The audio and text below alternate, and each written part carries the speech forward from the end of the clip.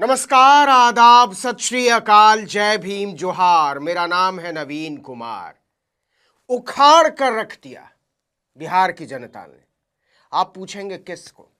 यही वो सवाल है जिसकी मथानी लेकर हर राजनीतिक विश्लेषक अपने अपने तरीके से आकलन करने में जुटा हुआ है। लेकिन बिहार की नसों को समझने वाले बता रहे हैं कि मोदी शाह की राजनीति के लिए संकेत अच्छे नहीं है। गौर कीजिए, मोदी शाह की राजनीति के लिए हमने एनडीए या नीतीश कुमार नहीं कहा है। तो क्या यह सीधे सीधे बिहार में सरकार को पलटने की लहर है? बिहार चुनाव के दूसरे फेज की वोटिंग ने पूरा इतिहास बदल डाला है।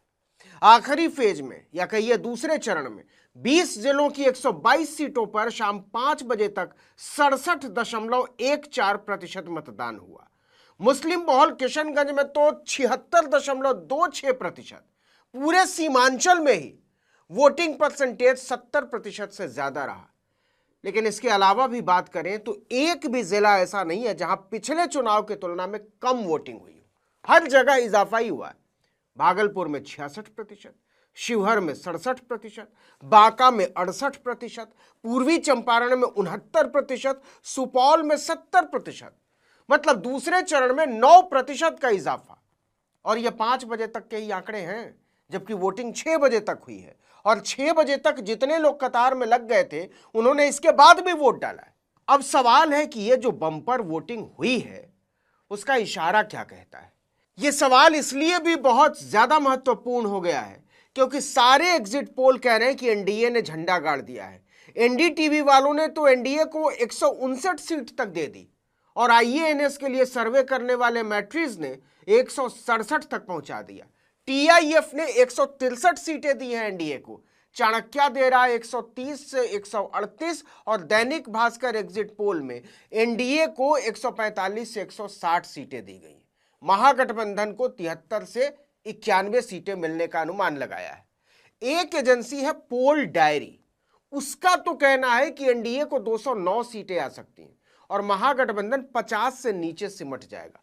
पोल स्ट्रेट ने 148 सीटें तक दी हैं एनडीए को। मतलब सारे एग्जिट पोलों का कहना है कि महागठबंधन 100 से नीचे तो पक्का सिमट जाएगा। तो क्या सचमुच में ऐसा ही होने जा रहा है या फिर इसमें झोल झाल है? अगर पोल्स ऑफ पोल यानी इन सभी एग्जिट पोलों को मिलाकर देखें और औसत निकालें तो एनडीए को 152 सीटें तब भी मिलती दिख रही हैं। महागठबंधन के खाते में 84 सीटें जा रही हैं। प्रशांत किशोर को 2 सीटें मिल रही हैं तो अन्य के खाते में 5 सीटें जा रही हैं, जिसमें ओवैसी भी शामिल है। यह साफ तौर पर जमीनी हकीकत के उलट है। एग्जिट पोल के आंकड़ों में ऐसी सच्चाई दिख नहीं रही है जिस पर भरोसा किया जा सके। ज्यादा पुरानी बात नहीं है।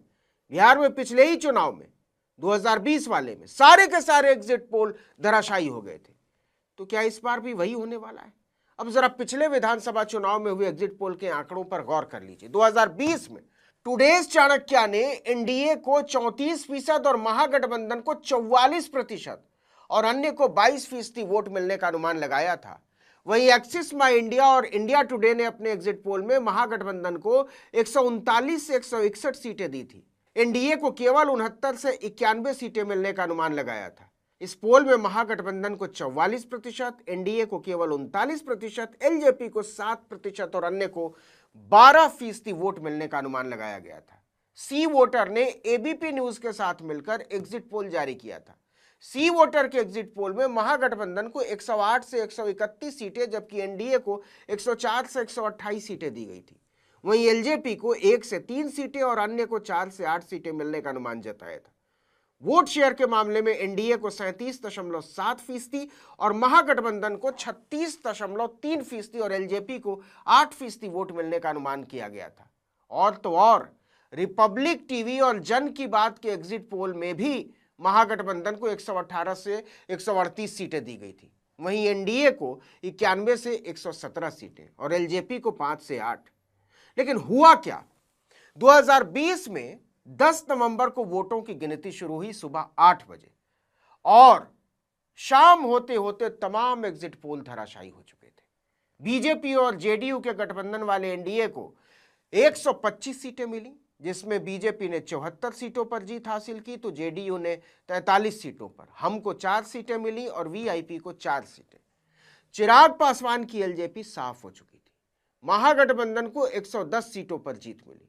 आरजेडी ने सबसे ज्यादा 75 सीटों पर जीत हासिल की। कांग्रेस ने 19, सीपीआई-एमएल ने 12, सीपीआई ने 2, जबकि सीपीएम को 2 सीटों पर जीत मिली। 2020 के विधानसभा चुनाव में बीजेपी को 19.46% ही वोट मिले थे, जबकि 2015 में उसका वोट शेयर 24.42% था। आरजेडी ने 2020 में सबसे ज्यादा 23.11% वोट हासिल किए। तो कहने का मतलब यह है कि एग्जिट पोल के सारे दावे बिहार में हवा हवाई निकले थे। चुनाव नतीजों के बाद कोई इसकी चर्चा तक नहीं कर रहा था। इसीलिए इस बार टीवी चैनलों पर एग्जिट पोल का गणित बताने वाले एंकर बहुत सहमे हुए और संभले हुए हैं। उनका आत्मविश्वास नदारद है। एबीपी जैसे चैनल पर तो दिबांग ने संदीप चौधरी से यहां तक कह दिया कि एग्जिट पोल मनोरंजन की तरह की चीज बच गए। इसकी विश्वसनीयता बहुत संदिग्ध हो चुकी है। हालांकि है यह साइंस। महागठबंधन की तरफ से उप मुख्यमंत्री का चेहरा बनाए गए मुकेश सहनी की पार्टी ने भी कह दिया कि उनका गठबंधन इस एग्जिट पोल को कोई तवज्जो नहीं देता।